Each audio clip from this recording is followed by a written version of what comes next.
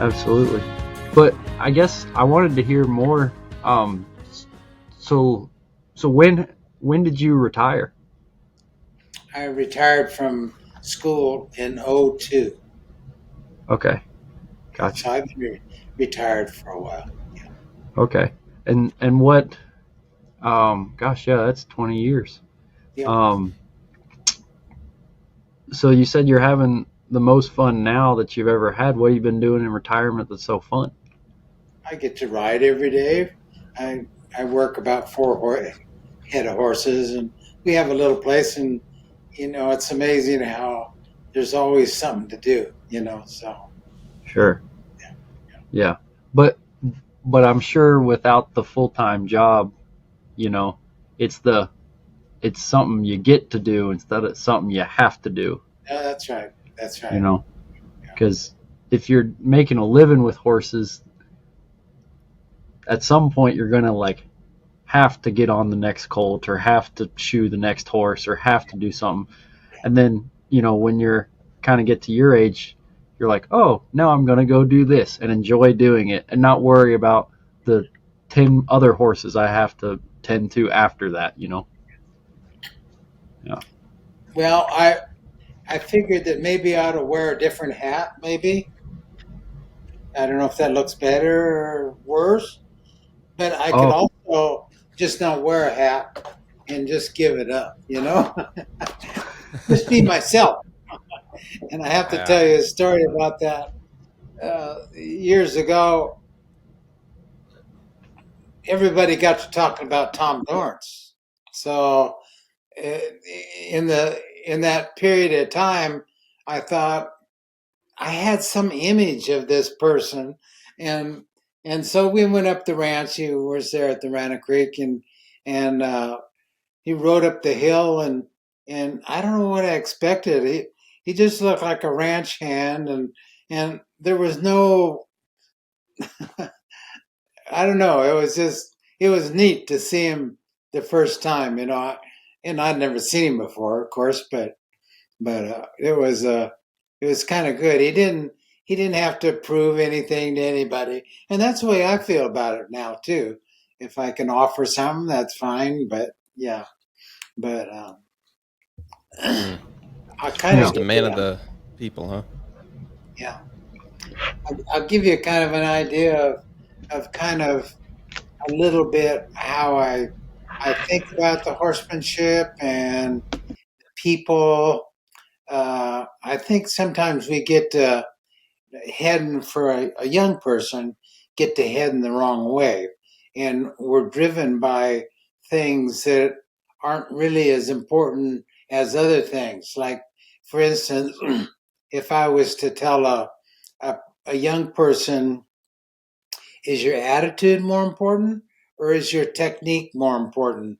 And they might say, well, if my technique, if you don't have a good attitude, you usually don't have a good technique or it won't last for a period of time. So I kind of I kind of start out with that, and I have to think about when I look at a group of students or people, I have to look at them and wonder what they like about horses. It is sometimes the horse tells me about the person, and sometimes the person tells me a lot about their horse. So it's a it's kind of a wonderful thing to think about and to enjoy that. Hmm.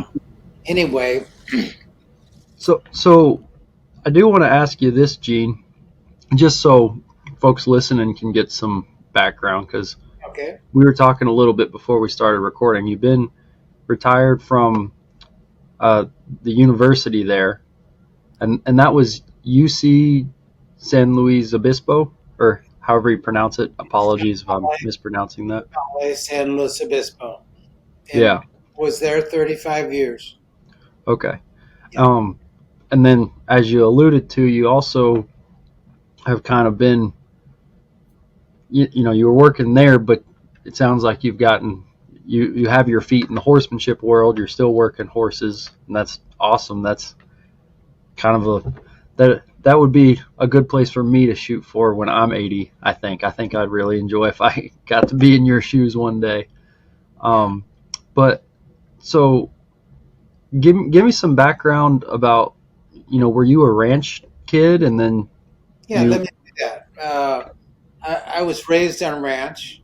My dad okay. ran cattle ranches, mostly cow and calf operation. And he ran ranches in Oakdale, kind of during World War II. He ran a ranch in Linden, which isn't too far away.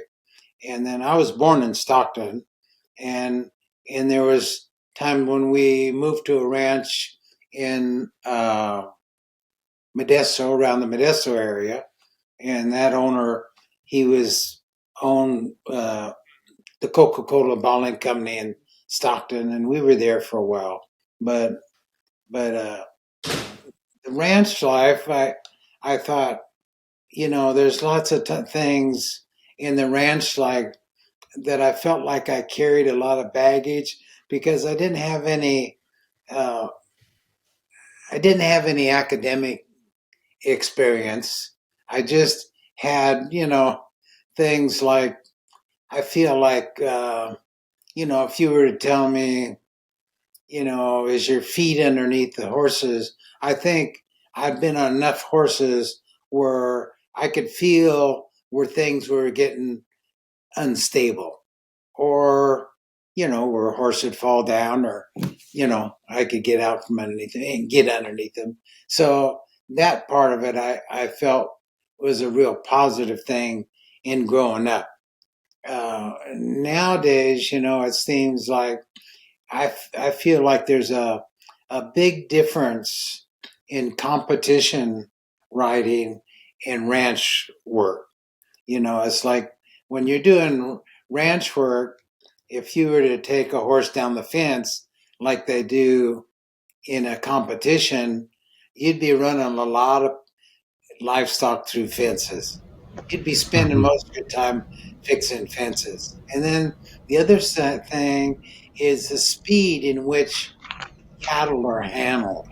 It's like things are pretty rapid in competition, and it's good for people to be exposed to that. But the speed, a lot of times the speed interferes with horsemanship, and so I mean, I would say, people that go to a horse show and they see a reining cow horse, they think that's what it's like for ranch work. And the experience that I had on a ranch, I feel like was a real experience. When you go to a horse show, it's not really real. It's not. There's some amazing things that happen, and probably for the horse's point of view, the part of the arena work that maybe be a little more associated to the reining cow horse would be the cutting. You have cows in a corral and you're separating cows or you're separating calves. Why, it might kind of turn into somewhat of a cutting competition as far as the horse's ability is concerned. Yeah. Gotcha. So, uh, I'm going to say another thing before I forget, is that when we're dealing with a horse, it's relatively simple, and yet I've heard this term for several years, but it's horses self survival, and when we think about the self preservation for a horse, it's so strong that if we the only way a person can kind of get along with a horse is to know that self preservation and know when it comes up, and then how to de-escalate a problem. So when we're thinking about self preservation, I think if we think about that and we understand that, it makes horsemanship pretty simple. And yet I know that, being raised around horses and riding horses, that it can get pretty complex for us. And, but we do that to me, and maybe we focus on kind of the wrong uh, parts of horsemanship. And one thing that it deals, and I think you hit on a little bit, is sometimes it's hard to find people to talk to that know a little bit about horsemanship. Well, and kind of what I think about when I was younger, if you want to go over there, you kick them here and you kick them there and you pull here. And, that's kind of what I was kind of used to. And that carried on until I had academic background behind me. So anyway, I Can, think can you talk about that some, Gene? Because clearly you've had, you as a guest, you came highly recommended from some folks we've had on the podcast, and you clearly have a lot of thoughts on this. Can you talk about what sort of shaped your thoughts? Because, I mean, you mentioned meeting Tom Dorrance for the first time, and then I'm sure, teaching and having that impact, like being around not only a lot of horses, but a lot of people interacting with all those horses. Can you talk about maybe the main influences that have kind of shaped what you are thinking today when you're working with your horses? Well, I was fortunate to be around a lot of good people. And, when I first went to Cal Poly, there was a fellow by the name of Bill Gifford, and he was the head of the horse department there at Cal Poly.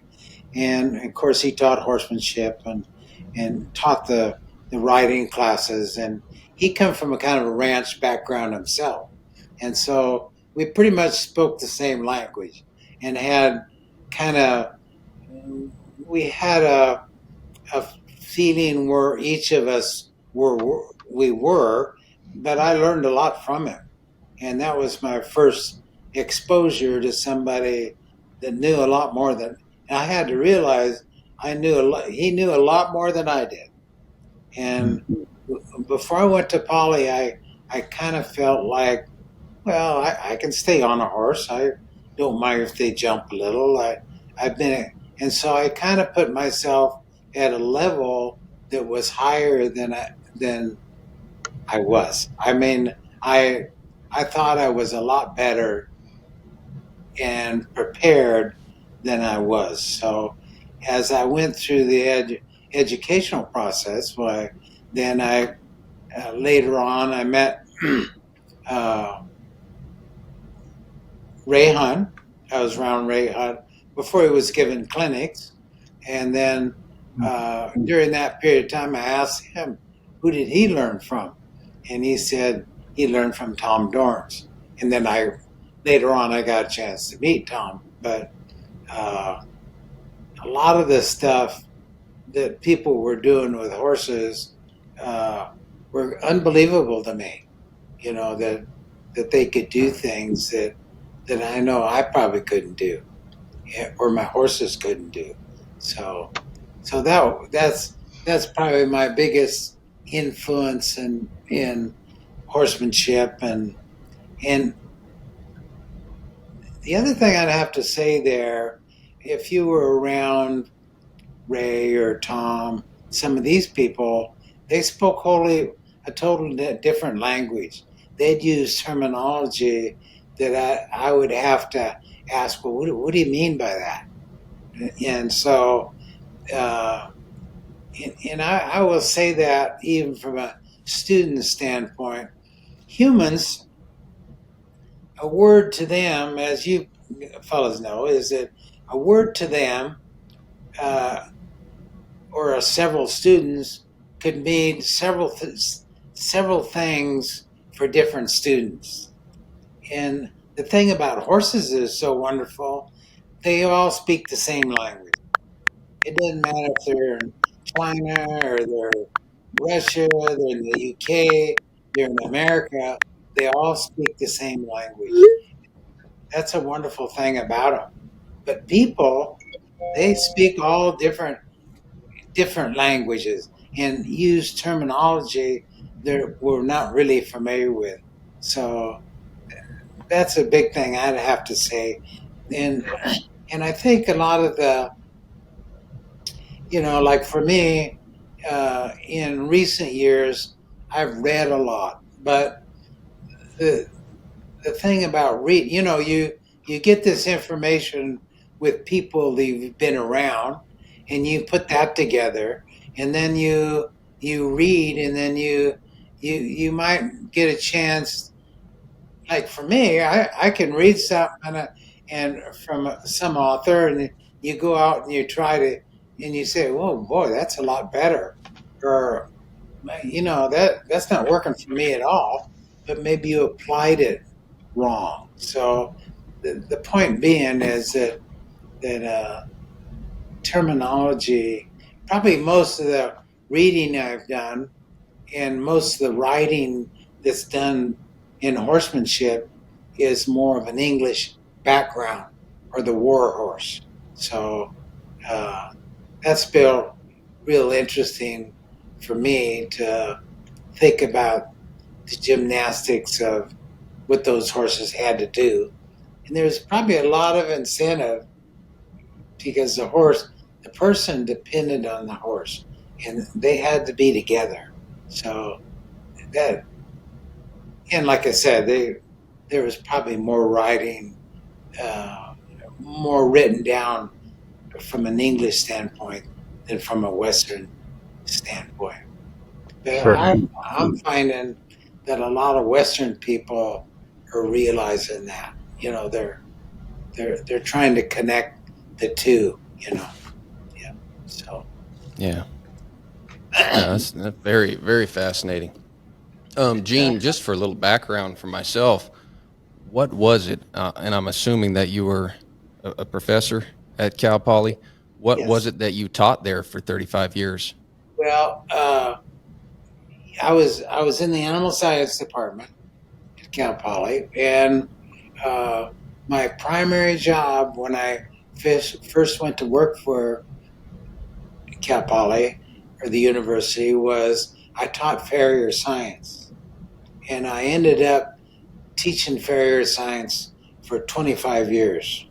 And in '91 is they discontinued the class, and that's when I started teaching more horse classes. I think the first colt class that I ever taught was in '73, and so I started working there.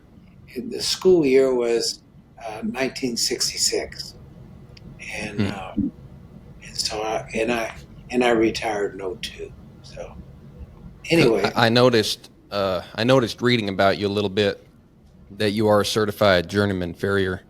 So I was wondering, did you have to um, do that to teach there, or were you already a farrier well, before you that went to comes the later. university? How did that come about that you ended up working for the university?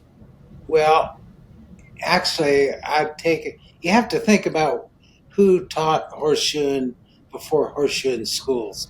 Almost everybody was taught by the military, and it wouldn't matter what country you come from. If they use horses for their military, is they had horseshoers, and the horseshoers. There was a period of time when there was, the army depended on horseshoers. And so, and you can imagine that. And because you don't know what kind of country those horses were going in or how long they were going to go. And so you can imagine, uh, shoeing for the army, that it was pretty conservative work. It was work that, when you think about a using horse, uh, that's kind of what they stem for. And when I started teaching at Poly, and I ended up doing this too. I made all my horseshoes, and there's a good reason why you put a handmade shoe on a horse, and I could go into that, but I won't. But uh, so the Farrier Science and teaching, uh, that you learned a lot about horsemanship just in doing that. And I want to kind of express that a little bit. Horses and farriers. A lot of times, I even think about myself. Some people might say, "Well, how did in the world did you ever shoe horses for that long?" Well, I think a lot of it probably had to do with horsemanship. If you can't get along with a horse, and a horse is 40 times stronger than you are, that's pretty tough to think that you're going to beat him physically, or you'd have to. The horse would have to have good experiences, and through their good experiences, he'll remember that, and ultimately he'll be a pretty good horse to shoe. But if they have bad experiences, they'll also remember that. So I'd Hmm. say horsemanship was a big thing in shoeing horses. The other thing I learned about shoeing horses was that all the things that horses dislike would be being trapped. And and I want to go into this a little bit in this horsemanship is when we first, and this took place in the in the in the farrier science and in the horsemanship. When we think about uh, what's the first communication we have with a horse, it's usually during the process of catching him.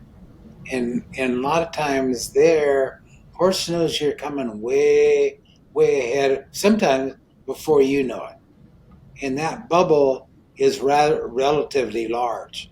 And then as you get closer, there's a bubble of tolerance around them. So, and when that bubble of tolerance, there, that's where the self-preservation will build, or you can de-escalate it. You can calm it down, and I'll visit with you in that a little bit. But think about what a farrier has to do or does do. Most of the time, he now I'm going to have to tell you this too, and I wouldn't necessarily say this strictly that a person would have to do it, or maybe you wouldn't even want to do it. But a lot of times I caught my own horses, and as long as it was reasonable, and I learned a lot about my horses before I even shot them, just by catching them. And then by catching them, the next thing you had to deal with, you had to lead them to where you're going to shoot. And some of those horses weren't real good to lead. And if they're not really good to lead, they're a horse that might pull back and get you from a farrier standpoint, might get you in a lot of trouble. So you have that horse you're kind of, as you're around him, catching him and leading him, he's giving you a lot of information, and you better stay tuned. To keep track, you better stay tuned.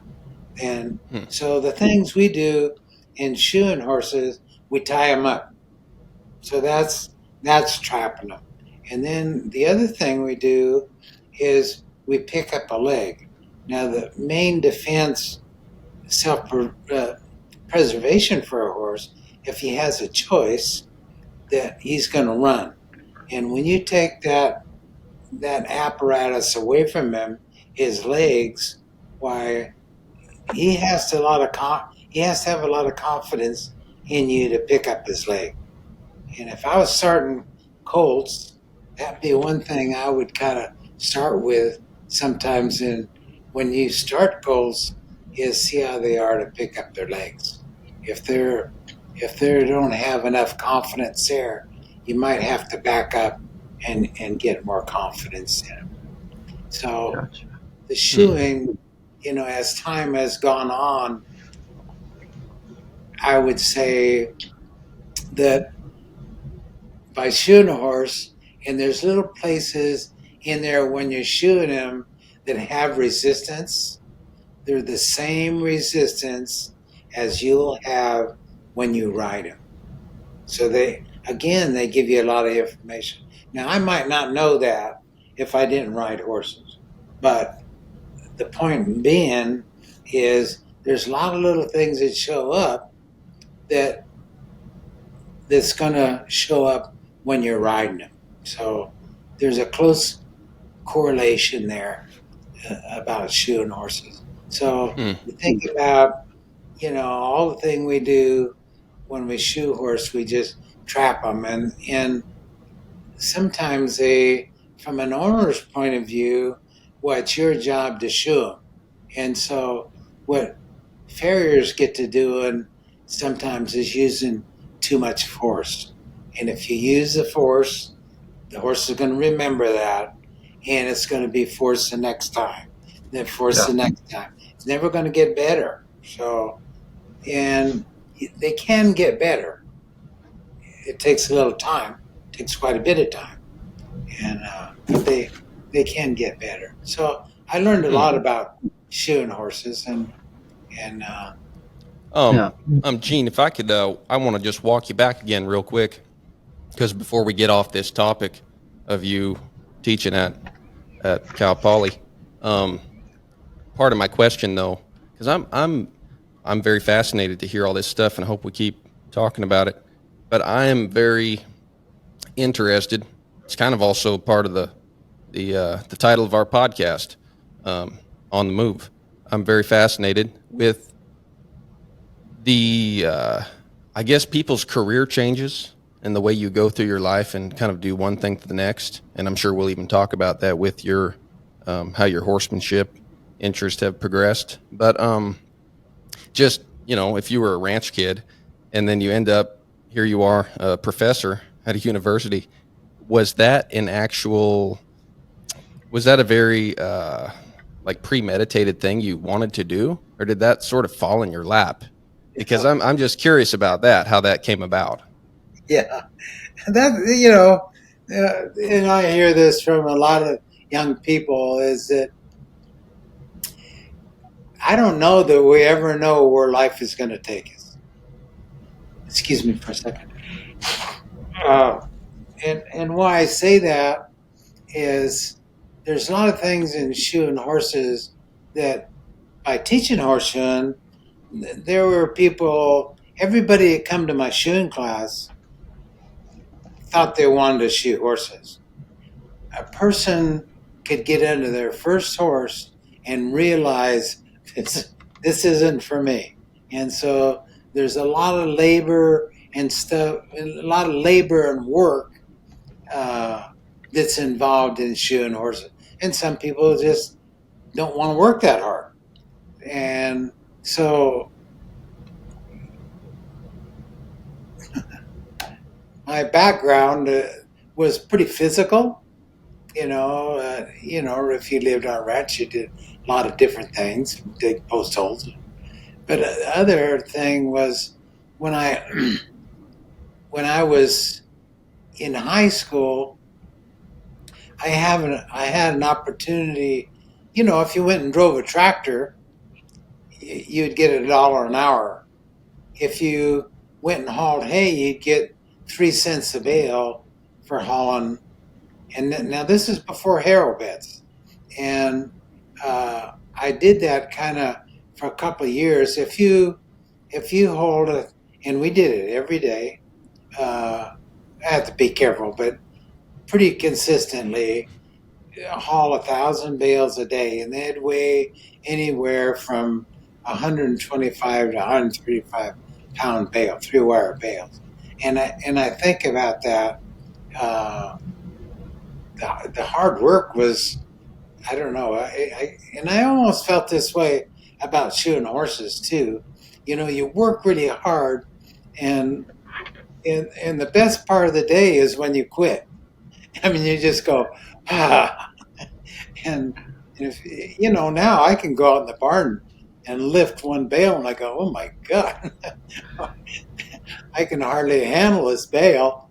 But we hauled, and we had a little side loader on a 16-foot bed truck, and so everything was roadsided, and so I was used to working. And of course, when I went to Poly, I got a degree in animal science, and then I took the horseshoeing class, and I'd been before I started teaching, I only shod horses for probably 3 or 4 years, and because they put it up for bid, had there was a lot of horseshoers that applied were definitely a lot better horseshoers than I was, but I think it had more to do with when they hired me, my ability to work and get along with horses and get along with students. And so, if that kind of helps, uh, Yeah. I didn't know that I was going to be actually, being raised on a ranch, I probably had, and being an animal science major, I probably had a better idea thinking, well, I'll be an animal science major and learn a little bit about sheep, swine, and horses and cattle.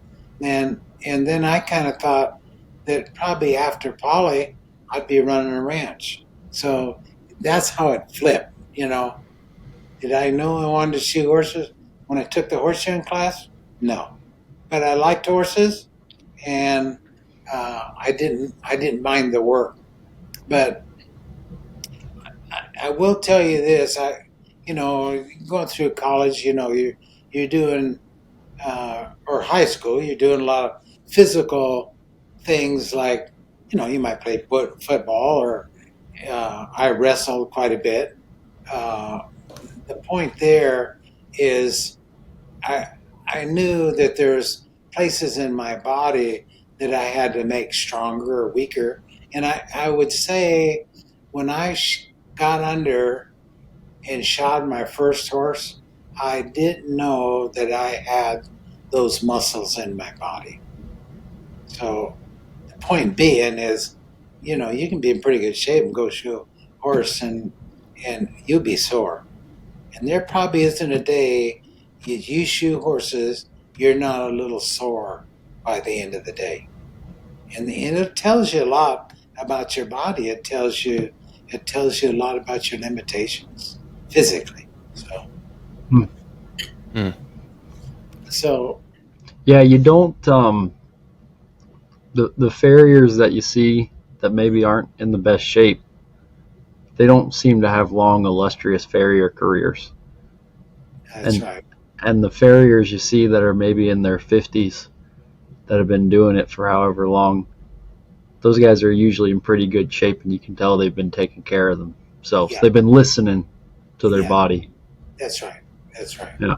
And if you get greedy as a horseshoer and shoot a lot of horses, you'll have a lot of health problems.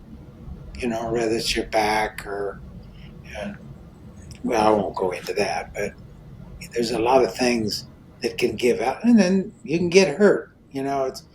Is one thing I've always kind of said to my students. Is that if you work around horses, you're going to get hurt. Now, it might be minimal, or it might be to a point where a horse could kill you. The point I'm making is that when you think about that, is how do you take that information and and maybe not try to get hurt or eliminate being hurt, and how you eliminate being hurt by a horse is to know the horse, is to know horsemanship. How far can you go? How far are you going to push here before they explode? And when they do, it's just a lot of power, and the reaction time is 4 times faster than us. So it's kind of like a blink of an eye if a foot leaves your lap. It isn't, you're not going to. Now, some horses, and I didn't like using a lot of chemical drugs, and a lot of people use chemical drugs, but a little bit what took place there, and especially some of the ones early on, what they would do to the farrier, the horse would be real relaxed, but when they would explode like they never had nothing in them. So I didn't have a lot of confidence. And when I started shooting, why we used a lot more, physical restraints like sidelines, ropes, twitches, and I carried a lot of that stuff in my truck for a long period of time, but never used it or didn't use it all. So I didn't like using it, and Yeah. and so I got to a point, and a lot of people think, well, I hired you to shoe a horse. If my horse is hard to do, you're getting paid for you to get around that hard horse to shoe. And and there, people are pretty much avoiding their responsibility. So of course, they don't shoe horses. They have no idea.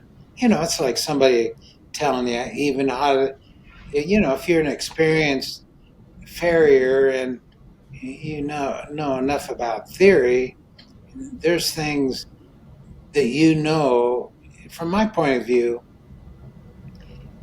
if even a veterinarian said they wanted me to fill a prescription that I knew wasn't helpful to the horse, or they weren't willing to talk about it, I would issue the horse. So, it's because what they do, and I've been buried by that, is I've went ahead and shod by prescription sometime, and then what would come back is I didn't fill a prescription right or whatever. So I got to a point where I wouldn't. So I hope that stuff's, Huh. people just need to take their own responsibility and Yeah. get along with their horse. Yeah. Yeah, you Because could say that again. yeah. Well, Ben and I, that's what we do for a living is we ride horses for the public.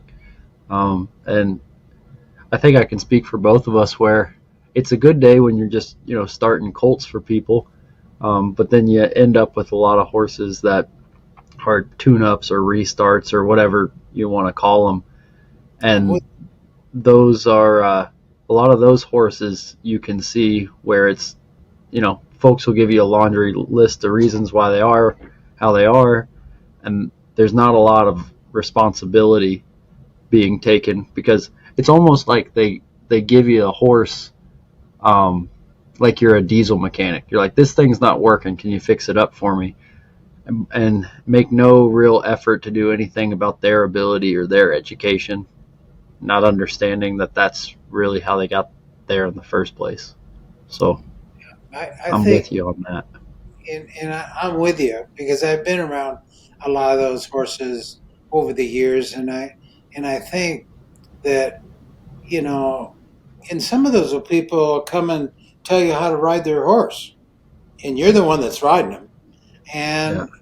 and so there's a reason why you got those horses, and if these horses were perfect, you would, if that's what you relied on, that kind of horse, you wouldn't have a business, right? So Right. you can think about it from that standpoint, but also what happens to people that, I'm not saying necessarily you, but people that ride those kind of horses, they're sometimes they're real astute in making excuses.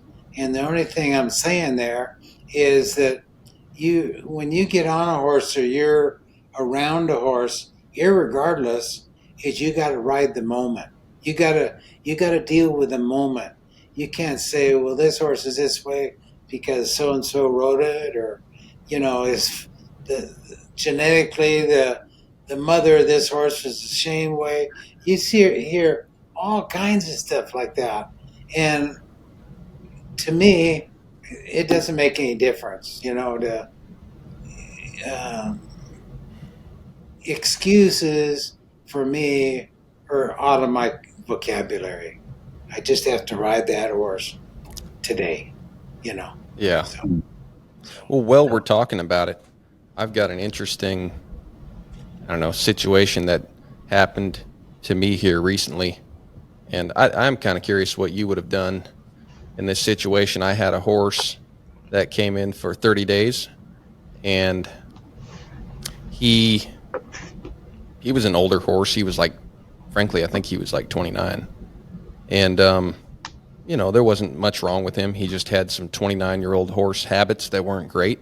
And the lady just bought him, and she wants to trail ride and stuff. So, and do a little arena work. So I had him for 30 days. And, in 30 days, he progressed. He did better. And then he went home. And, about 2 months later, I get a call, a text actually, at first, that nothing's really better. I thought I'd give it a few weeks, but since I got the horse home, nothing's better about him. And so I kind of tried to feel where she was coming from, and then she followed that up with something about paying all this money, and he's the same horse. And I wasn't rude to her. I really cared about this situation, but I was trying to respect myself too. I mean, I've been doing this for a little while, so I'm trying to treat myself like a professional and her as a customer. And in the past, maybe I would have just bowed down and said, "Oh, shoot, send him back. We'll take care of it all." And so I told her, and it came to me through that situation. I told her, I said, "Well, my price range is kind of right in there with the contemporaries that I know. And in fact, I might even be on the lower end. And also, you're really not paying me for a result. You're paying me for my expertise that I've accumulated through my mentors and going to clinics and just all the time I've spent and gathered this together. And then I work hard at it. And you're really paying me for that. And I mean, hopefully there's a good result. But if there isn't, it could be you, could be the horse. Could be me too, maybe. But you paid me, and I put in 30 days of hard work. And so I don't know, I'm sorry, ma'am, but Mike, there's not really anything else I can do for you. Mike, I think there wasn't enough preparation there on your part. Not criticizing you. It's like sometimes when these horses go back to the same owners, nothing's changed. They ride the same. The problem was caused by the owner a lot of times, and if they go back to the owner and the owner hasn't changed, why they're back is that situation you're talking about. So let's say what would be your preparation for that? One, I think for any of these horses that you're trying that have habits that are not desirable, is it takes a long time for the horse to change. Now, one thing I will say, horses can change faster than people.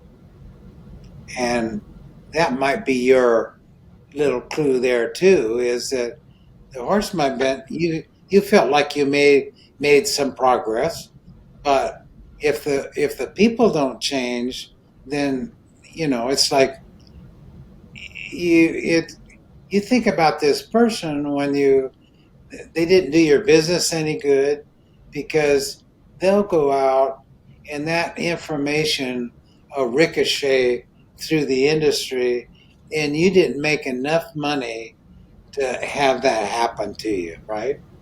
So I'd say I don't know the whole situation, but there'd be times when it would be no different than shoeing horses. There's times when you say that you say, I don't think I'll be able to help you. I mean, what you're asking me to do in 30 days isn't very much time. They might think it's a long time. So you And a think lot about of money, right? So when the 30 that. days are up, and a lot of money on top of 30 days for them. So when 30 days are up, they're like, he's coming home. I can't leave him Yeah, with you any longer. And yeah, my thoughts were along that line too, that in retrospect, I either should have been really upfront about, hey, this probably won't happen in 30 days. And if you can't afford another 30 days, it's just, that's exactly. paramount. And then also, like you said, maybe just saying, I can't help you. But yeah, that's what I was curious about your thoughts on also just where that line is, where maybe some trainers and myself a couple years ago would be compelled to say, "Oh, send them on back. It's on the house. We're gonna get them even better for you because I know you paid me to fix blah blah blah, and I'll help you." Whereas, I mean, you start doing that with everybody. Now you don't have a business, and then also, I mean, you've worked with people. Um, I mean, if you're a clinician and you work with people or a teacher of people, that is your job. In my case, I don't really do lessons. I do work with my clients a little bit, but I don't. It's not. I'm not advertising for it, and I'm not getting paid to work with people. So, Yeah, so it's like you're trying to even offer something that you didn't even have on your advertisement, And yeah. so Did it was that kind of a weird person situation, and I thought, well, I'm sorry. did that person ever ride in front of you? Twice, she was kind of shy about really entering in. Like we'll have some of the guys here riding, and clients will come by, and if they don't want to take a little lesson with their horse, I'll just encourage them to come out in the arena and ride with us. And if they've got a question, just sing out, or I'll keep an eye on you. If I see something really going sideways, we're Yeah, gonna, I'll just enter up with you. But she didn't even really seem to want to ride around me or around the other guys. It was just kind of, yeah, she just wanted to take her horse and go try him yeah, out. yeah. And so That's a it's good to talk about. It's a situation. Well, I will say you learned a lot from that, didn't you? I mean, yeah, you're yeah, I going to sure try did. not to get in that same position again. So you're going to be preparing yourself for that situation. When you're talking about riding too, is I think I want to tell you like when, and the only reason I'm telling you this because I think I'm talking about myself, but I think a lot of people go through this where when I come off the ranch and before I went to Poly, I thought I knew how to ride.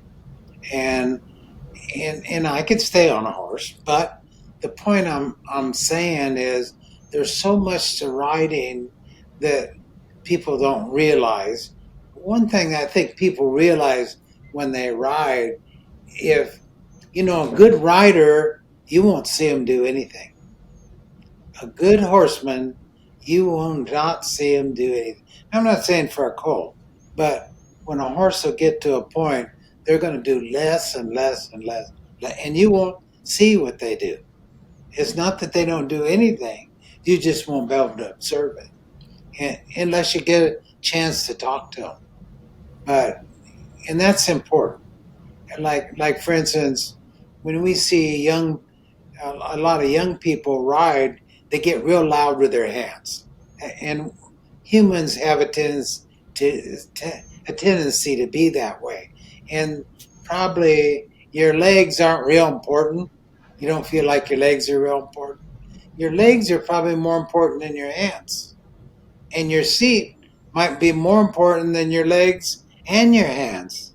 And I'll tell you about some of those things even when I was around Ray Hunt, I'll try to get back to. You might have to remind me to get back to writing, but I remember being around Ray Hunt one time when I think it was probably when he was giving clinic. He would say, "Do you feel that hind leg reach up?" Like left hind leg, right hind leg, whatever. And and I and I and I left that day thinking, what the hell do I need to know this about? Well, I mean, what's what it was the benefit in being that? I spent so many years riding blindly. I spent so many years riding blindly, and there's a lot of people in that situation. So riding, there's so much to riding when you think about your hands and your legs, in your seat. And probably if somebody said something about seat, I'd go, what do I need to know that about? I rode my horse this morning, and I thought about that a lot.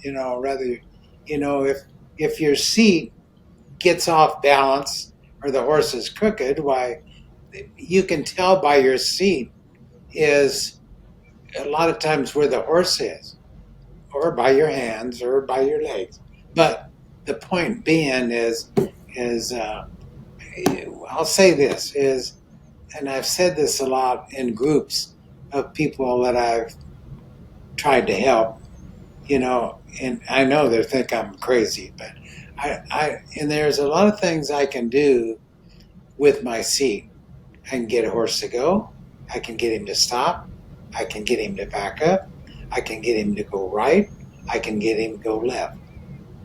So the point being, and that's less, isn't it? So when horses get so they understand that, they really, you're not having to kick them every time you turn them. You're not having to kick them to go. You're not having to kick them to back them up. It's you're just doing less. As long as they start to understand that you're doing less and less and less. So a lot of people, they think they ride. I thought I knew how to ride, but I was totally blind about it. Yeah. Yeah. Yeah, that's Well- like that moment. I know I've heard, I think Buck Brannaman say it, but his horsemanship was the best it's ever been the day before he met Ray Hunt.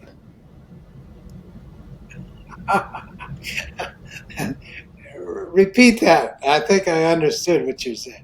Yeah, Buck said that he felt like his horsemanship was the best it ever was the day before he met Ray Hunt.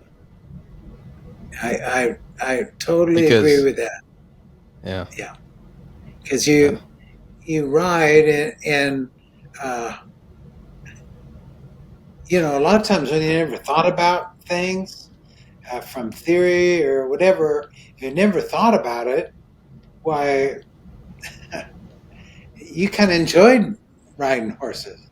It's like everything. It's like then being raised on a ranch, the same thing took place, and this would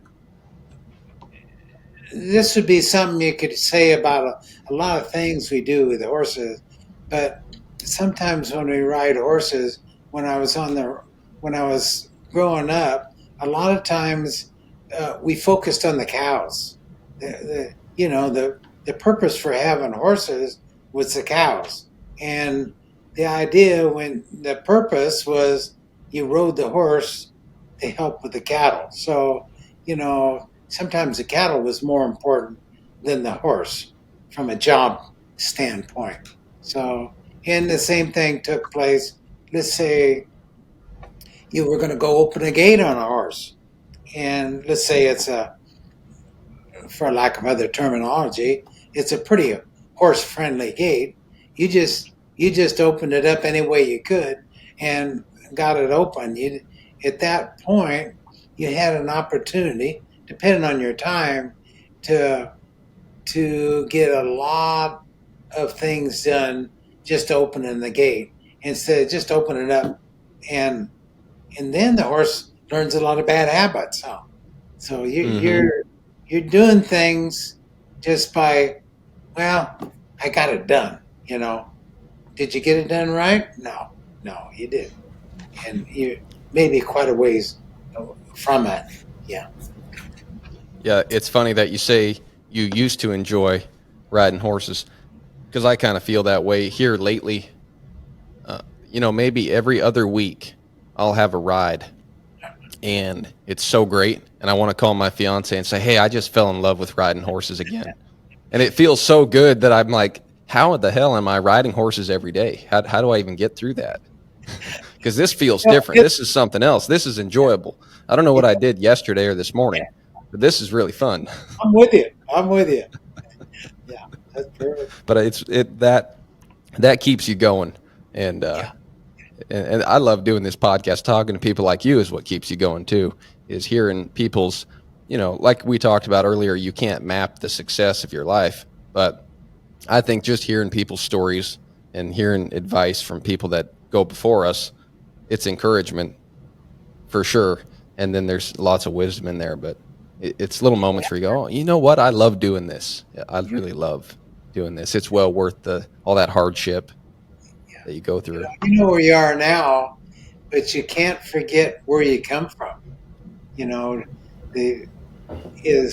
What were you like 15 years ago or 20 or 30 years ago? Is you have to say positively, I think I've made some progress. You can look at a horse the same way. A horse did something undesirable when you first were around him, and then it all disappeared, and you go, that's funny. I forgot that he was that, mishandled or, whatever caused the problem. It just went away. And hopefully you're doing the right thing, and that's what happens. They disappear. Yeah. If I can talk just a little bit about, I think when we get into basics, is we have to go deep into them. It's harder to do basics from a horsemanship point of view. People think foundation or basics. I don't want to go there. I want to read the last chapter. I don't want to read the first chapter. And the point I want to make is there's a lot of things that I'm going to say something else before I start this. I can't tell you where I totally heard this or I remember it, but it was written down.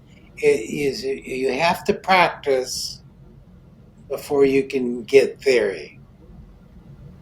But practice without theory has no value.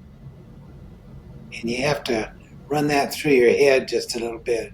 Is a lot of times when you start getting into basics or anything we do to the horse, if you don't have a reason for why you're doing it, or why the horse is doing what they're doing or what you're doing, is if you don't have any idea why things are going to start falling apart. So I would say in theory, you need to have some theory. And part of this I'm going to go is like sometimes what I see people doing pretty commonly, if there's a little riding clinic or group of horses, they enter that arena and they're at a trot. And probably if you ask them, well, how come you're trotting? Well, I'm working the horse.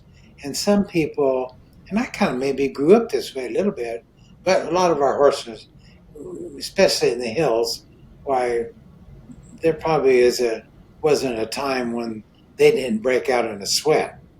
But a lot of times people think about that, but sometimes you can get things done with a horse when he's tired, but when he gets fresh, it's going to maybe even be stronger. So getting a horse tired to me, it's not a benefit always. So, and it's good to expose them sometimes so it'll work, see how they can handle it. But anyway, I was getting into, I was going to want to think about what I see people doing is they get a horse in a trot.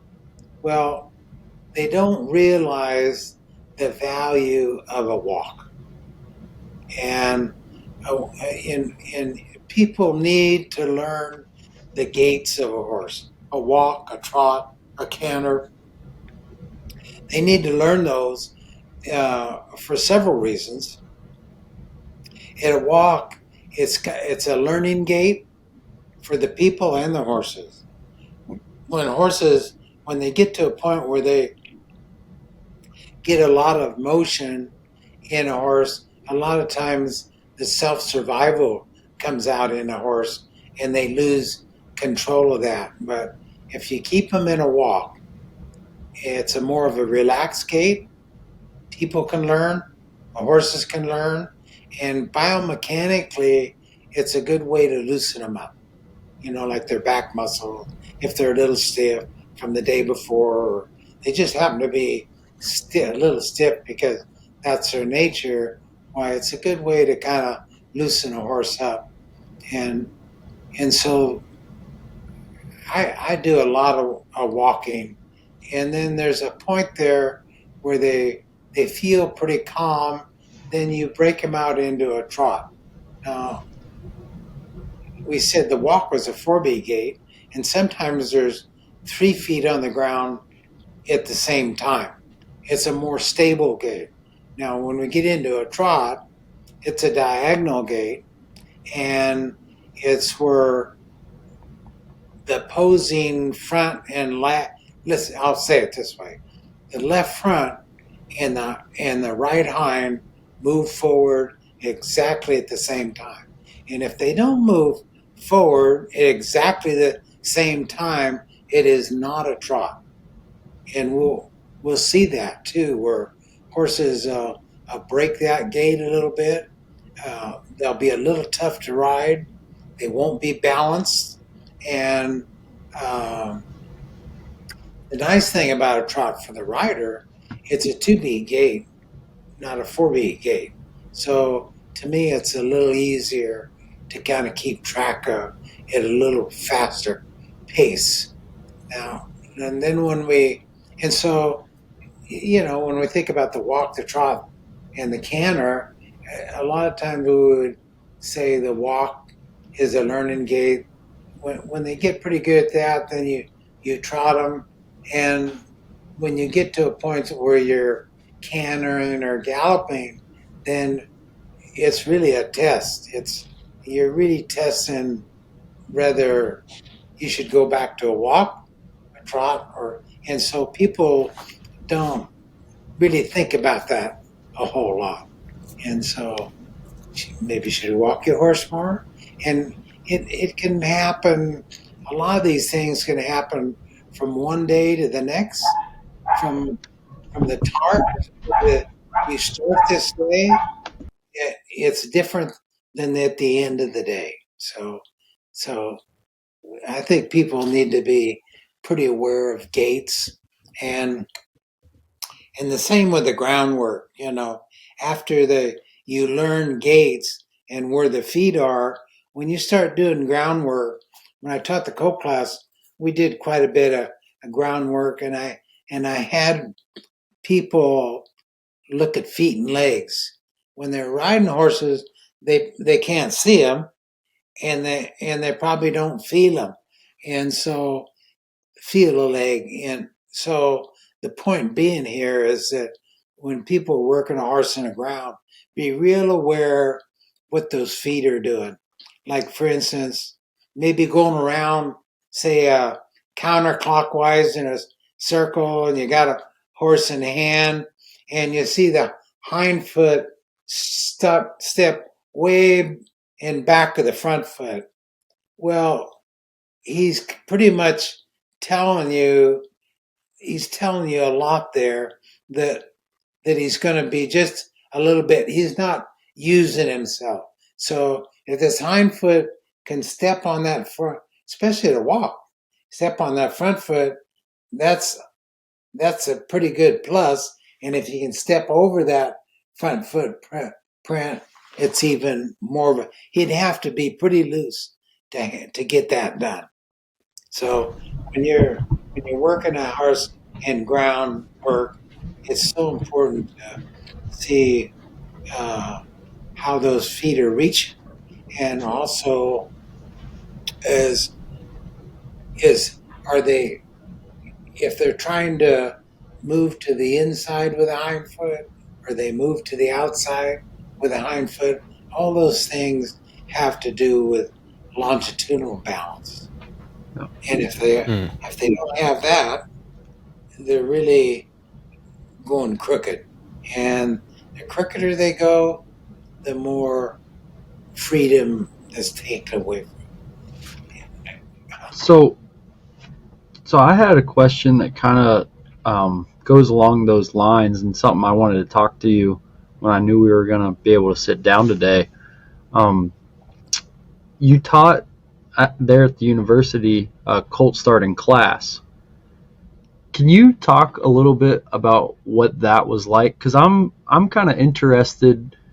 You know, like I know there's colt starting clinics out there, but and they're a really good resource to go and do. But having kind of a semester, right, or a year, like a school it. year, or however Right.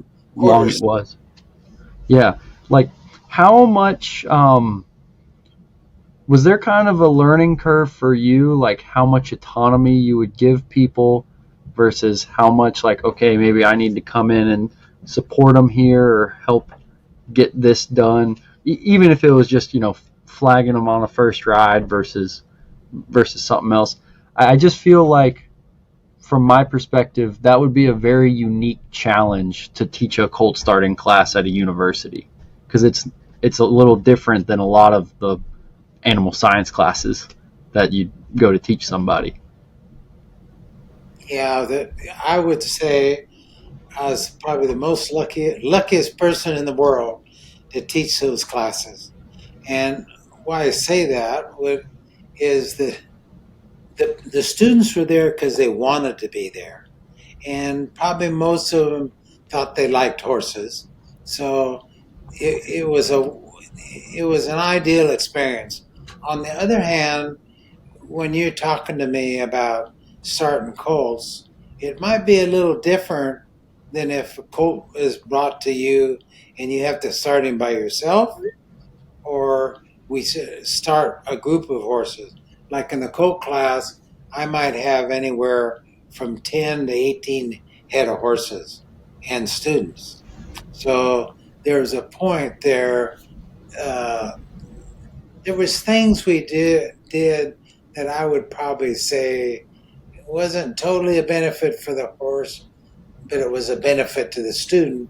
And then when the horse went back home, so there was a fellow that brought horses there when he had unloaded. In fact, it did have he'd unload these horses, and there was a time when the horse just ran. One of his horses just jumped out of the corral.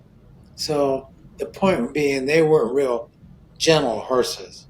Yeah. What was interesting about that fellow, all he wanted to do is go out, and I didn't know his whole operation. But the time they were in the cold class, if he could go catch them, brush them, he was totally happy with what we did. Now, if somebody brought a colt to us and they wanted this horse, to go to the snaffle pit, paternity the next week, that just wasn't going to happen. So it would depend on the person and you people too. It's like, what do people expect? And that would go back to Mike's question there a little. What do you expect me to do in this period of time? You know, and you lay down what you expect, and you won't know totally, but you'll probably know a good idea what the people expect. So, no, that's a good question. Uh, there at Cal Poly, I couldn't think of a better place to start colts. These colts, I'm going to tell you a little bit about the students too.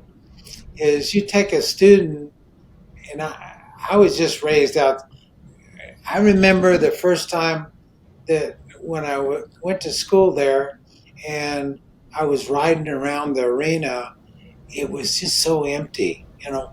What are we doing this for? There wasn't a cow. It's totally out. And I was used to riding outside.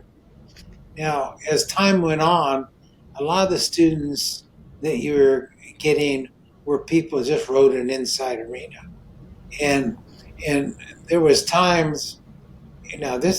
This is over 20 years ago because I've been retired, but sometimes when all these colts got pretty gentle and people were riding them, they could get them in a lope and bring them back. And when I opened that gate, it's like some of those people would just freeze. I mean, they couldn't imagine riding a horse outside, and Hmm. I couldn't imagine riding them inside. Basically, but when we got out of that corral, you could just head up this hill, and if they wanted to go, they could they could go as long as I always kind of help students say, well, they want to go, just go with them. So anyway, the students did real well. I was student in horses. It was the neatest job a person could ever have. Uh, Yeah. the point I was making there is we did a group of horses. A lot of the students were real supportive of each other, and I tried to help them help each other too. So it was just great. They really enjoyed being there. I enjoyed being there. Yeah, yeah. Good point, Awesome. though. Yeah. Well, it's just cool, because I mean, like for example, I went to Virginia Tech for school, um, and I heard people like alumni talk about how there used to be a Colt starting class there, and they don't even have one anymore, which I just think is kind of funny because a lot of people in Virginia, there's a lot of good horse country and a lot of horses in Virginia, but boasting as being a big horse state and then your big land grant university doesn't have something like a colt starting class, even though a lot of Western universities they have something like that. I think it's very interesting because, like I said, they didn't have it when I was in school at Tech. They have like a how to handle weanlings and yearlings type class, but nothing to starting things under saddle. Yeah, So I that's just think it'd be an interesting setting because you are dealing kind of with a hodgepodge of backgrounds, and it's a lot of responsibility, but in a way, I mean, it's still better than some of these clinics where it's like a 4-day weekend and you got to help these people. Sometimes you don't know them from Adam, and you got to help these people start their colts. At least with the students, like you said, they really wanted to be there, and you kind of had a little more time with them at least. Uh, One other thing I wanted to ask you, because you kind of touched it on at the beginning, um, you've alluded a couple times to saying like people who thought they liked horses. So, so can you talk about that a little more? Have you run into a lot of people that thought they liked horses, and what's the deal with people who maybe had a change of heart? Why did they have a change of heart, or maybe just a realization about maybe I don't like horses so much? Can you talk about that a little bit? definitely Yeah. is in a lot of even our industries like rain cow horse or is a lot of times people have a lot of money to buy a good horse. They do well in competition, and then all of a sudden you don't see them anymore. And you think about that a little bit. Did they really like horses, or did they like the winning more? And so even those when you say those 4-day clinics, see you can you a little bit. If this horse doesn't look right to you, you would probably discourage the person from getting on it. If you look at the person and they look like they have ability, and you put on a horse, he doesn't look like he can handle too much. that's where your liability goes up. So the horse is going to tell you if a person observes and looks and listens to the horse. Yeah. Hmm. So you can't go into any of these things negatively. You got to keep it kind of positive and keep people motivated to help a horse, whatever that can be. Yeah. Yeah. So why do you like horses, Gene? I've often thought that, and just for this broadcast, there was a young lady that come, and I haven't seen her for a long time. I said to her, I said, "Oh, what do you like about horses?" And she said, "Oh, I've liked horses ever since I was a little girl." And I asked my dad to buy me a colt, but he bought me a sailboat instead. Well, there was something that person was attracted to another living thing. And so, I don't know. So I think for me, I'm just going to tell you about me. Uh, Sometimes it's the motion I like, especially when they're in balance. And Mike mentioned that a little bit.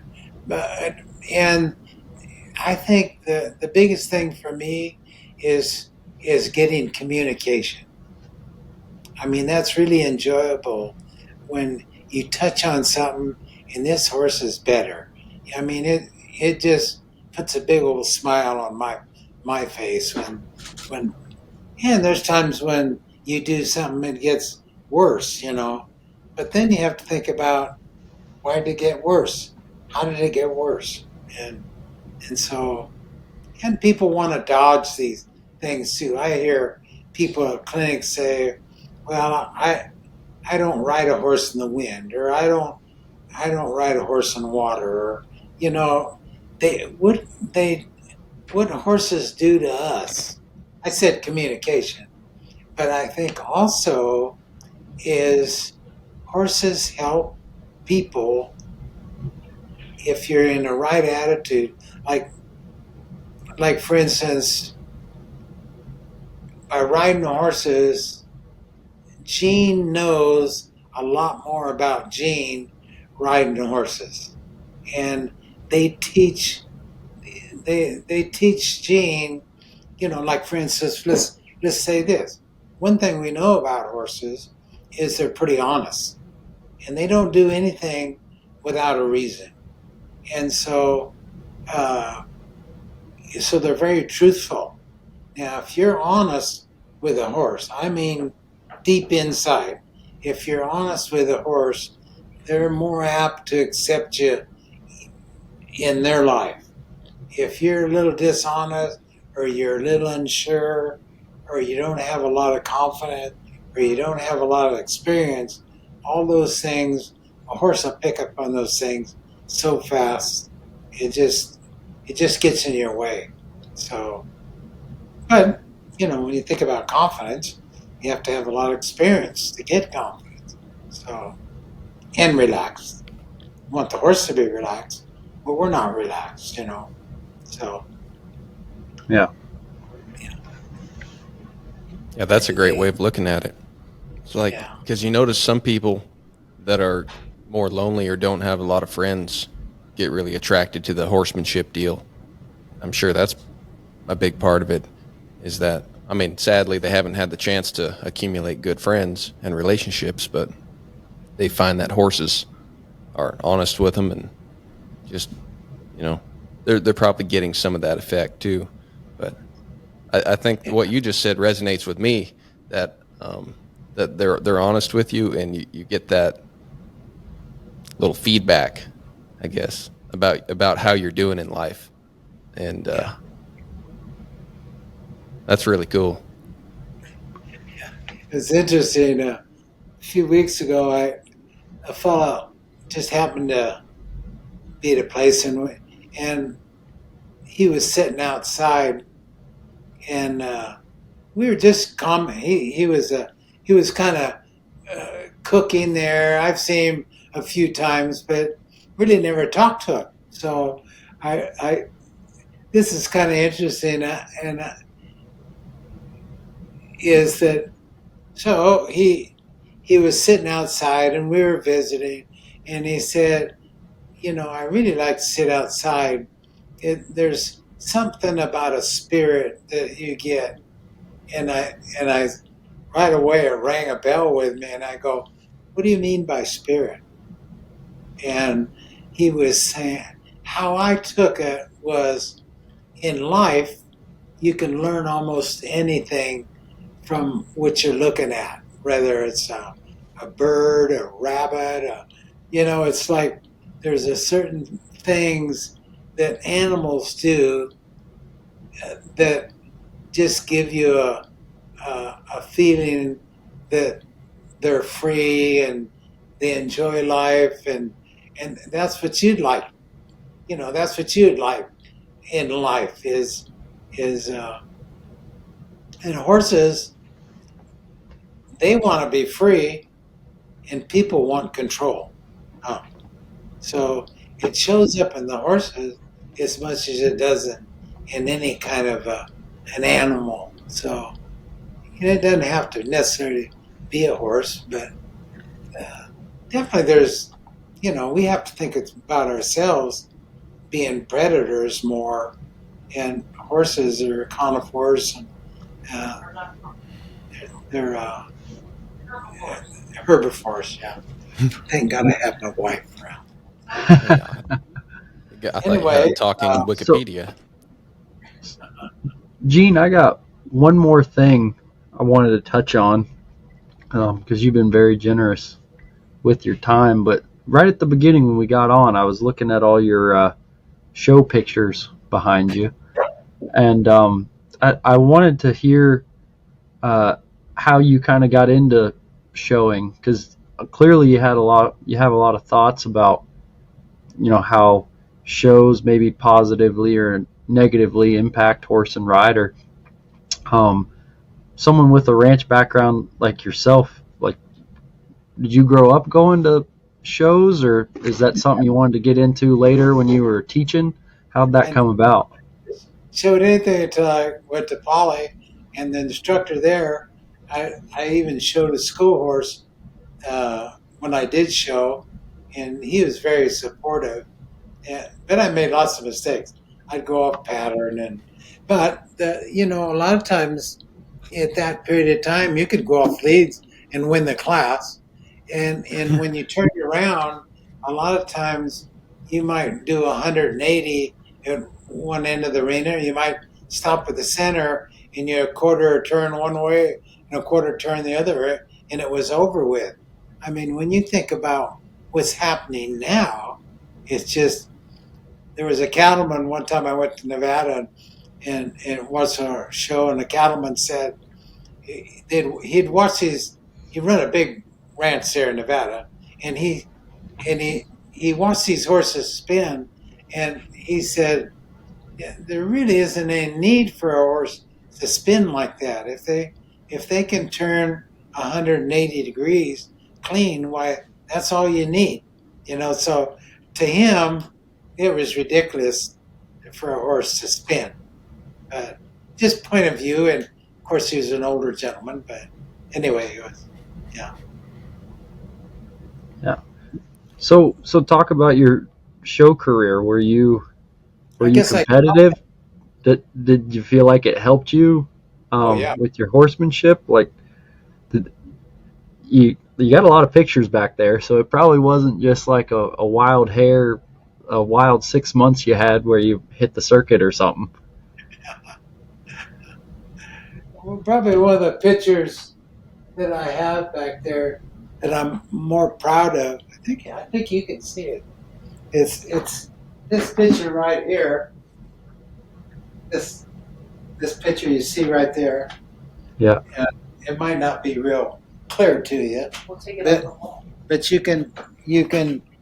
I rode this little horse. He belonged to me, and his name was Spanky. And uh, what I tried to do in the colt class, not to show off, but just to show what you could do with a colt. And Spanky and this is pretty early on. You'll notice I'm a lot younger looking there. But the point you can bring a picture of fun. Yeah. Anyway, I would saddle him without anything on his head, and I won't say that. Sometimes I'll just have I can't remember on him. I might have just had a lariat around his head and neck, but it's just loose. And so I would saddle him without any restriction. If he moved, I'd put him back, and you know how these things go.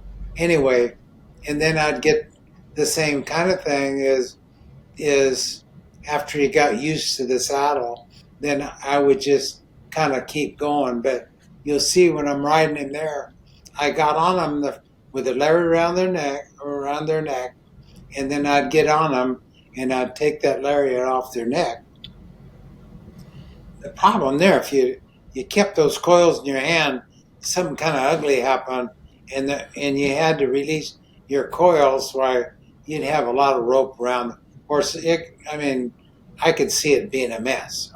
So I rode him without anything on his head, and it was so, from a student standpoint, it's almost like they couldn't hardly believe that you could do that. Like, for instance, we had one ranch kid come in the class, and he had a cousin. They both were in the same class, and so he was a ranch kid, and he was going to show his other cousin, and he evidently had more experience. But what he did when his cousin saddled her horse, why, he eared the horse down. Well, I was there, but it was such a learning experience for me and a learning experience for everybody that was in that colt class, because he eared him down. They finally got a saddle on him, but it took a couple of weeks to get this horse saddled. Do you follow what I'm saying? It was forced, and it was real interesting to see the opposite end of that, where force was involved and where there was no force involved. So, and I think we're dealing with that all the time in horses, and it's what they call tact, and it's just using good judgment, and tact in the definition is horses have intensity and they have duration. And there's a point there where if they get too much intensity, they get a lot of self-survival instinct. And if you think about the duration point of it, they can get like they're just slugs to be around. So there's something there in between, and the judgment is, should I have more intensity or should I get more duration? Are you following kind of?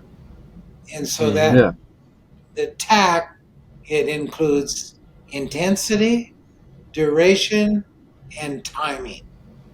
Timing's the big one. So that's just using good judgment. Like, when should I be more aware of the timing, be more aware of intensity, or be more aware of duration? Something we go through every ride, I would say. Yeah, that's. I'd never heard anyone articulate it quite like that, but that is something that kind of has to be learned. Is, am I doing enough and I just need to hang with it a little bit longer, or am I not quite doing enough that I could be out here till the sun goes down and I'd never get a change? That is wonderful. And it has so much to do with horsemanship, what you just said, is if you're going to make a correction, it's what is said, it's just 1 second. It's just 1 second and it's gone. If that didn't work, you're going way too fast. I was, I, I know you said that, or you've heard this. If you had Joe Walters on your show, why Joe was big on this. I went to Texas one time, rode with him for a week. It was wonderful, but he would say, go with the horse, and then you can go. Then you can get him to go the other way. Now, why in the world would you go with a horse if he wants to go left? Well, why would you just let him go left?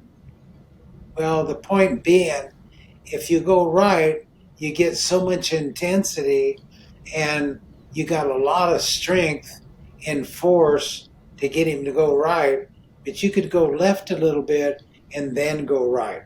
When you go left, if the horse gets a little intense, what you can do is go a little left, and what it will do is it will diffuse the intensity or the self-survival in a horse.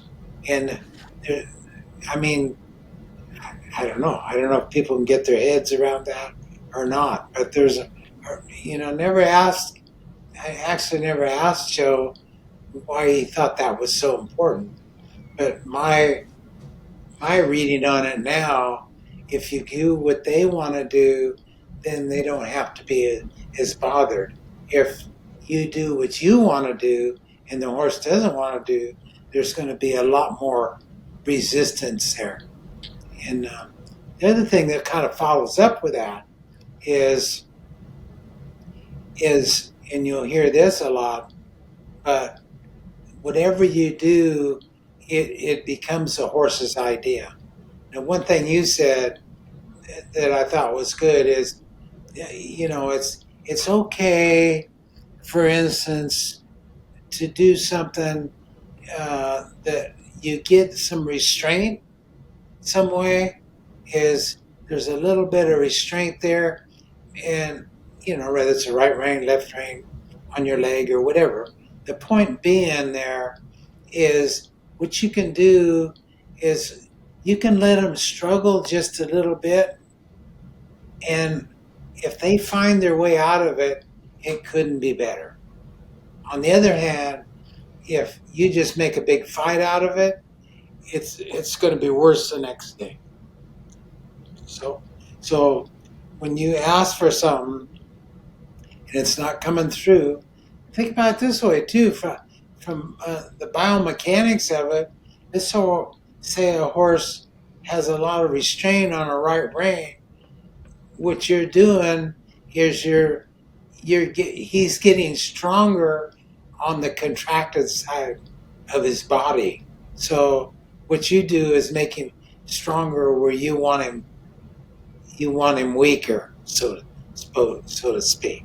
So there, biomechanically, there's a lot of things go on like that we don't understand. And most horses, do you mind me just keep talking here? Most horses. No, you're fine. Oh, riff on, man. This is fine. Most horses are crooked. They're crooked, and there's a hollow side and there's a convex side.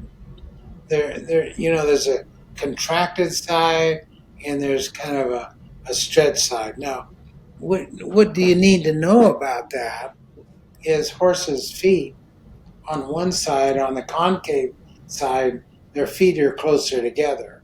On the other side, their feet are farther apart. So when you think about a horse going down the road and you want him to be straighter, he's using one front leg more than he has the other front leg, and one hind leg more than the other hind leg. So gymnastically, if you keep riding him that way, he won't get better because you haven't offered anything to him to get better. Like, for instance, if we'll say he's hollow on the left side. When they're hollow on the left side and they're more contracted on that side of their body, what you what you'd like to do is stretch that side and allow them to go straight. And as much as you possibly can. And it isn't going to happen today. It's kind of a lifetime thing. I'll say an investment for you if you ride a horse to get him straight and stay there. And people that ride outside, like ranchers that ride their horses outside, why their horses are more apt to be straight than somebody that rides circles in an arena. So a lot of our horses and a lot of the people don't have the opportunity, say for instance, that I had. So these are things you have to think about biomechanically in a horse. That if he can find it, if he struggles a little bit and he can find his way out of that, it'll come back. It felt good to him and it'll feel good to you. Yeah. So at this point in life, how many horses are you messing with and what are you working on with them? Well, I got a 3-year-old, got an 8-year-old, got a 6-year-old. He might be 7 now, but that's. And then I got another mare. She's probably 5 or 6. So one horse is probably 7 or 8. Mm-hmm. No, probably 8. Anyway, that's good that you're asking that because, when I think about horses, I think more about, and being raised on a ranch, this is kind of in me too, that I learned is when you got on a horse in a day's work, you're doing a lot of different things. You might be drumping ditches. I mean, I can't even imagine, deer are going to fly up or, you're going to be in all different kind of situations. So I like the horse to be able, a lot of times they'll respond to some of those things, but they'll stop and rebalance. Some horses, if something scares them, they take off and they run blindly. That's a horrible feeling, and hopefully you don't have to ride those. Some horses will just run into, if they're in a trapped area, they'll run into a fence and they'll kill themselves or do a lot of damage to themselves if they're trapped and this self-survival comes in them real strong. And when you say why do people like horses, I think if some of those things, if people, I've had people say, well, why don't you give your horse the carrot? Well, if you had a wild horse, I'll assure you, he probably wouldn't eat a carrot.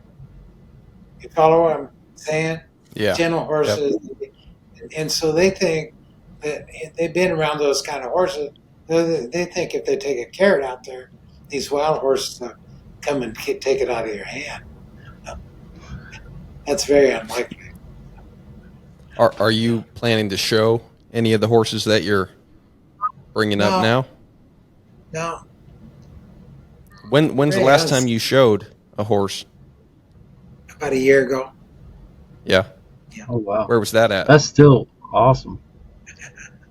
But I even in shoeing, it got to a point where I didn't have the strength, I didn't have the endurance. Wouldn't take me much to get off balance. It seems like if I can get in the saddle, I'm in pretty good shape. But getting on a horse is difficult. And most of the time I'll get on a mounting block at this point in my life. But a lot of things have, and I won't say negatively. There's lots of things that I'm going through now that are kind of wonderful. It slows everything down. You hear the thing, and around horses, sometimes the slower you go, the faster you go. The faster it is. So that might be hard for people to understand that. But if you can go slow, it's no different than getting at a walk instead of a gallop. If you're at a walk, it's a lot slower. But if they get to understand that and they're learning something, now you can kind of climb the ladder. So, Yeah. And another Well, thing I kind of live by. I don't know if Tom or Ray or I don't know who come up with this, but I kind of live by it. And is preparation for the position for the transition, and a lot of that is in the horsemanship and in the getting back to the deepness of basics.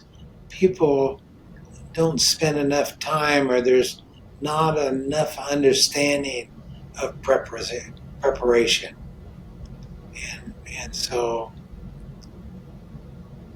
it would bother us if we were asked to do something. Sometimes it was kind of out of our comfort zone, I guess, that we were put in a position where we don't have very much time to prepare. It would probably pretty much bother us. So preparation for the position, for the transition. And then a lot of times people just forget about the position. If you don't have the position, then you don't have control of the feet. And so when you're thinking about the feet, it's a hard thing to learn, but you have to know which foot is leaving. You have to know when it leaves. You know where it sets down. You have to know if it's a supporting leg or a moving leg, where it sets down for support. And the leg that is moving, you have the opportunity when the leg's moving, you can move while it's in motion, is you can move it in, you can move it out, you can move it out, or you can half step it, where when they leave the ground, it's a half step. And usually that's when a horse is pretty much standing up in front. Sometimes if you let that foot get way out in front of them, the shoulders go down, and then they'll pick themselves up and like this, and they'll hollow out in the back. So the point I'm making there is that you need to know where those feet are at all times. But like I said, it's something you have to work at, you know. Absolutely. preparation Yeah. to the position for the transition. Yeah. Yeah. That's great life advice in general, huh? What's that? I said preparation for the transition. Wait, how does it go? It's preparation for the position to the transition. Okay. Yeah. Yeah, that sounds like great life advice too, in general. Definitely. Great note to kind of wrap up on, because we better wrap this thing up. But Okay. Gene, thank you very much for your time sitting One down more with us. thing. It's been incredibly enjoyable just spending time with you, hearing about I all just this gotta stuff. say one more thing. I gotta say one more thing. Go for it. Go Can for I it. say? Oh yeah. Is you have to be real aware of the first step a horse takes. And you have to be aware if it's a left front, right front, and what he's going to do with it. It's all the horse's motion starts with that first step. Is he on the forehand? Is he balanced? I'll quit. Yeah, go ahead. Really important. There you go. Thank you very much. Oh, you bet. Well, Gene, like Ben said, we really appreciate you making time for us today. It's been a fun conversation. You know, like we talked about, it's always good to get around kind of kindred spirits. You know, people that are on the same journey, looking for the same thing. And I know for me personally, if I get to the point where I'm your age and I still got some horses out back I'm working with and some things I'm working on, and I'm still pursuing it with the kind of energy that it seems like you're pursuing it with, I think I'll be a lucky guy. So it's, great to get to talk to you and kind of see what brought you to where you are today. Well, I will say, sometimes it's hard to find people to talk to. You might be Yes, in sir. an area, but it's hard to find people. And did you ever hear the name Sheila Varian? I never have. No. She was a horse leader, and she was here. She's south of us quite a bit, but she did well in the show ring. She won the Cow Palace on an Arab Arabian mare, which is almost unheard of. Anyway, the point I'll make is that one time I said to her, I said, "How did you learn?" She's just a little older than I was. I'd say she might, if she's passed away now, but she might be 85, 87. I don't know at this point. But when I asked her, I said, "Well, did you read a lot?" She says, "No." And I said, "Well, how did you learn this?" She said, "I just found the right people to talk to." Now, I don't know how you do that, but I think there is a point where, whether you read a book or you find people that, it's just like you fellows. You heard a lot from Joe. Mhm. I mean, Well, and we wanted to have an excuse to talk to people so much that we made this podcast. So now we get to call up people like you that we don't know from Adam and kind of have a captive audience for a while. See if we find more people we want to talk to. So, yeah. yeah, I think Ben and I have both been pretty blessed with our mentors and the folks and around us that have been able to help us. So, yeah, that's You're doing a great good thing. advice. You're doing a good thing. Well, thank you, Gene. And again, we appreciate you being a part of it. And to everyone listening, thank you guys, and we'll see you next week. So.